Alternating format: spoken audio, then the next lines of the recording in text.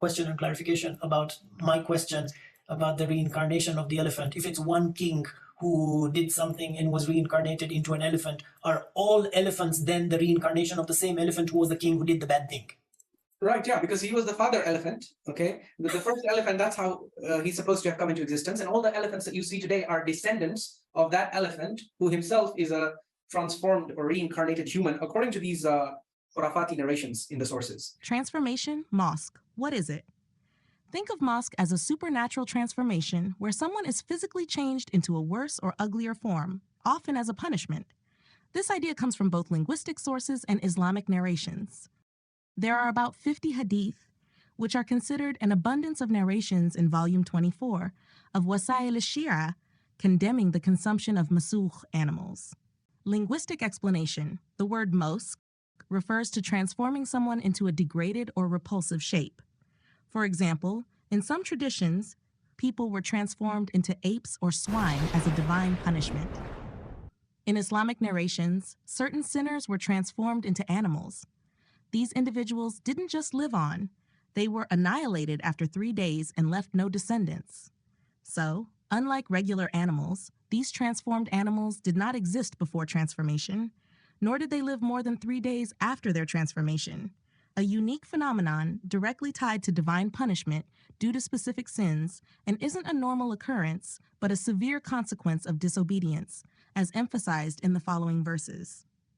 Quranic evidence, Surah Al-Baqarah 265, talks about people who violated the Sabbath, and as a result, God said, "Be you spurned apes." Surah Al-Araf 766, similar mention of defiance leading to their transformation. Surah Al-Ma'idah 5 verse 60 extends the idea, mentioning people turned into apes and swine due to their rebellion. Surah Yasin shows God's ability to deform people if he wills. But we don't believe in reincarnation. Exactly. But if you go into the 12-ver Imami Hadith corpus, you will see narrations attributed to the Imams of Ahlul Bayt alayhim salam, in which they claim reincarnation. They claim that entire animal species are reincarnations of humans. All sorts of birds. You have certain birds who are, therefore we as human beings should not be consuming them. You will see there's a whole bab, a whole bahth, which is called Hurmatul Musukh, the prohibition against reincarnated animals. And the vast majority of 12-ver Imami Fuqaha actually accept this. At least in their advanced Bahth al-Kharij, they do not refute this, or they do not... but yeah, there is a lot of acceptance for these kinds of khurafat at the higher level, unfortunately. Reincarnation Tanasuk, a completely different concept. On the other hand, Tanasuk, or reincarnation, is about the soul moving from one body to another after death. It's the belief held by some religions, like Hinduism and Buddhism, that a person's spirit gets another chance at life in a new form, human, animal, or otherwise. Key difference. Unlike Moskh, reincarnation doesn't involve the punishment of physical transformation in the same lifetime. It's about spiritual continuation and rebirth. Bahth of Musukh. There's a whole group of animals that have been declared haram in Shia fiqh based on fabricated narrations that claim that the reason why they're haram is because they are reincarnations of sinful humans. And this is their attributed, this kind of khurafat is attributed to our imams, mostly through weak and fabricated chains, but sometimes occasionally, you shouldn't be surprised. The significance of Moskh in Islamic belief. For Muslims, the concept of Moskh reminds them of God's power and justice. It also illustrates the ultimate consequences of rebellion against divine commands, as the Quran explicitly mentions. Denying Moskh would mean ignoring these verses and the lessons they offer. The first interpretation, a metaphorical change. An interpretation suggests that Moskh wasn't a physical transformation, but a metaphorical one.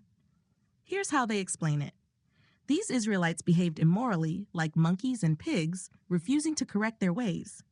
As a result, God made their immoral behaviors a permanent part of their character. They didn't physically change, but their inability to change their sinful ways by itself was a punishment.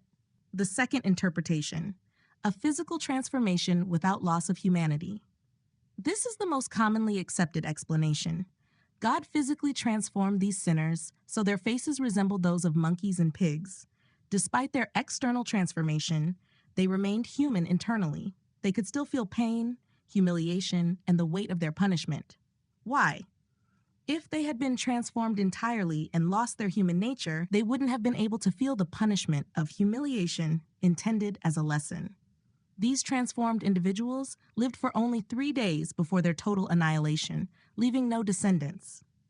Key point: the animals we see today, monkeys, pigs, and others, are not descendants of these transformed sinners.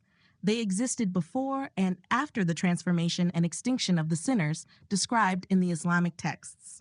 The third interpretation, complete transformation. This interpretation goes further.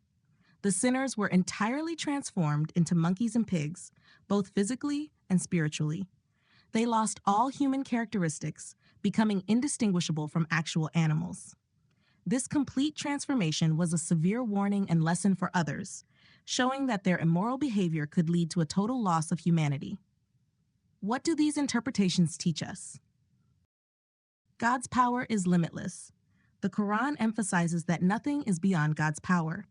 Verses like Surah Al-Imran 3:189 and Surah Yasin 36:82 remind us that if God wills something, He can make it happen. Therefore, even the third interpretation of complete transformation is valid because God can transform humans into animals. A lesson for humanity. The forms of pigs and monkeys were used to transform sinners as a curse, not because these animals were inherently sinful. As a result, eating such animals was prohibited, not because they were once humans, but because their forms were associated with punishment.